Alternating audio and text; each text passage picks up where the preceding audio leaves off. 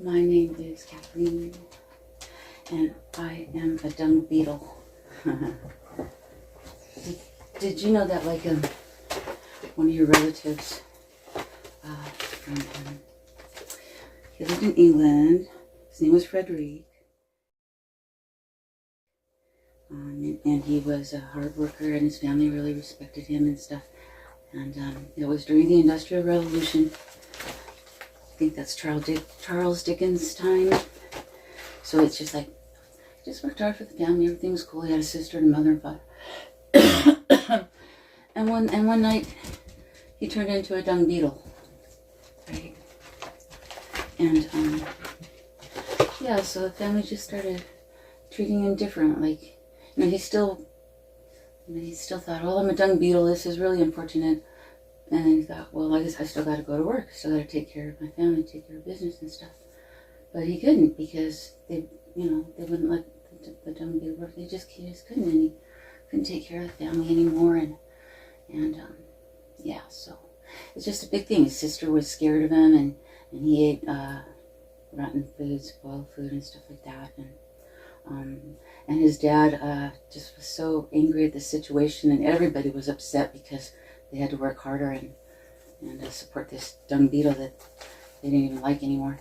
And the dad, one day, he's throwing apples at Frederic, and one got lodged in his back, and eventually Frederic died from an infection from the apple being lodged in his back. And yeah, and everybody breathed a sigh of relief, and anyway. So I've always been a dung beetle.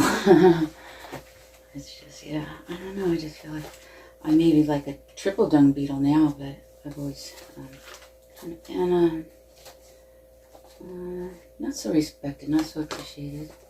Like, yeah. And it's weird because I know I'm a good person, and I know that I've done the best I can, and I know I've done a lot. Dung beetle, okay. So that's been going on for years. My parents didn't really put me off. My mom verbally abused me, like, all the time, and I don't even know if I told you that last time. And okay, and yeah, I think I did tell you. And then everybody thought Gina was the best, and etc. Sister and brother in and out in jail and drugs all the time. My mom was a nervous wreck, and my dad drank all the time. And yeah, I wasn't popular in school or anything. I was more popular with the after-school crowd, but that came later when I became a tomboy and stuff. All right, so even though I have not been able to contribute financially much, I feel like I still contribute, and even like when I'm in Florida, well, all the time, and I tell everybody, I want a septic for this house. I'm the only one that thinks of these things. So let's go back to, like, when Jason and Eric were here. So they dug out all that crap, years and years worth of crap, and then they did it for days, and they snaked it, and they dug it all out, and it needs to be taken care of and everything. But how much would you charge to do that? How much would you charge if somebody said, I'll pay you anything to dig out all this crap? I don't know. Well, come on, try to think of it. I don't know. 10,000? I don't know. Would you do it for 10,000? Nope. Yeah, neither would I. So even though they were pains in the butt, it's kind of a miracle that they were here, because that did need to be done. It's not finished, but see, I'm the only one that thinks of these things, but not just now, but for the last 20 years or so, maybe longer, because everybody would look at the septic and be really worried that it's going to crumble and go out and everything. So, yeah, I have some applications to try for a grant. I don't know if we get it, but if not, then we got to dig the thing and at least get it going away from the house, and we can and down the hill. Even if we don't put it in the septic right away, we'd still have to work on that, but at least get it away from the house for now, because maybe it'll clog up again or I don't know. I guess it's a pretty painting. All right. So okay. Throughout my life being put off, right? La-di-da. And I've asked you several times to, why do you shun me?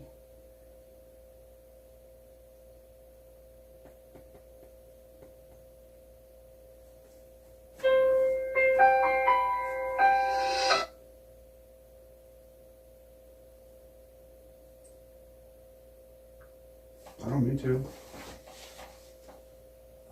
You do me more than anybody else in the world.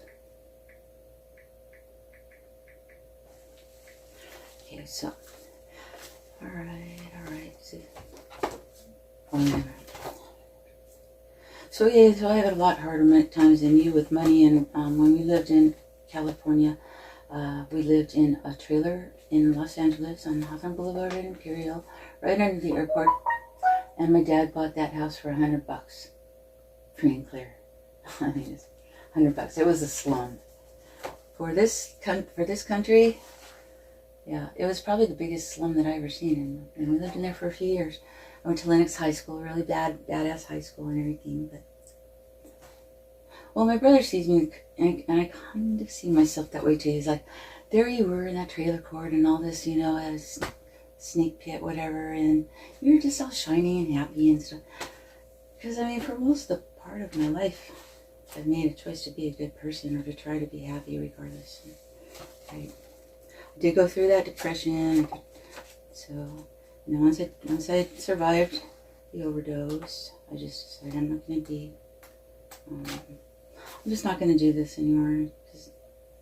It was a decision, really, and then then I had you, and no problem, you know. It's just like,